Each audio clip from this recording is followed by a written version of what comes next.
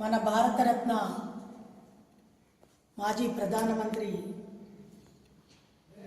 అటల్ బిహారీ వాజ్పేయి గారి శత జయంతి సందర్భంగా సంగారెడ్డి జిల్లా ఆఫీస్లో మరి వారి జన్మదిన వేడుకను జరుపుకోవడం జరుగుతుంది.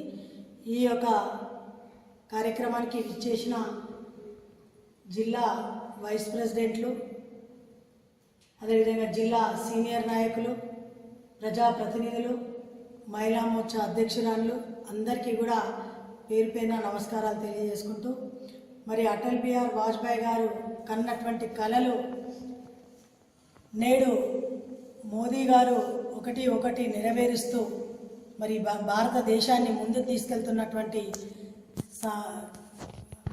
దాన్ని చూస్తూ ఉంటే చాలా గర్వంగా ఉంది. మరి అటల్ బిహారీ వాజ్పేయి గారు ఏనాడు కూడా దేనికి అదరకుండా బెదరకుండా తన దృఢ సంకల్పంతో ఒక్కొక్క అడుగు ముందుకేస్తూ రావడం చూసాం.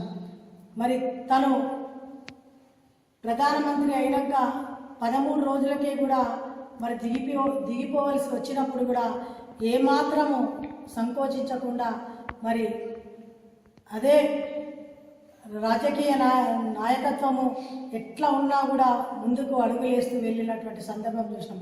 ఒక్క ఓటుతోటి ఓడిపోయినా కూడా బాధపడనటువంటి మహానుభావుడు వాజ్పేయి గారు.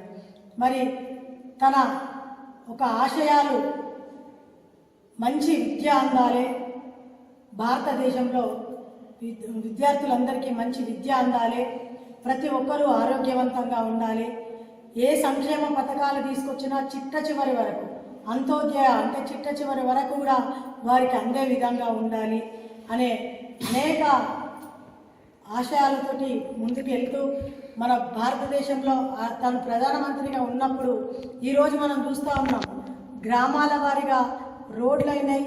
ఈరోజు ప్రతి గ్రామంలో కూడా గ్రామ్ సడక్ అనేది వచ్చింది అంటేనే వాజ్పేయి గారి పుణ్యమా అని ఈరోజు భారతదేశంలో ఎక్కడో మారుమూల గ్రామంలో ఉన్న గ్రామానికి కూడా రోడ్ వచ్చిందంటే మరి వాజ్పేయి గారి యొక్క కృషి అని చెప్పి సందర్భంగా తెలియజేస్తున్నాను.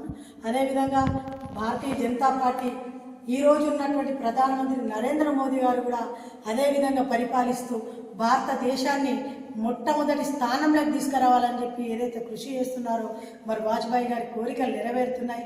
తన అడుగుజాడల్లో నడుస్తూ ఈరోజు భారతీయ జనతా పార్టీ కూడా కేంద్రంలో కానీ రాష్ట్రంలో కానీ ముందుకెళ్తున్నాం. అదేవిధంగా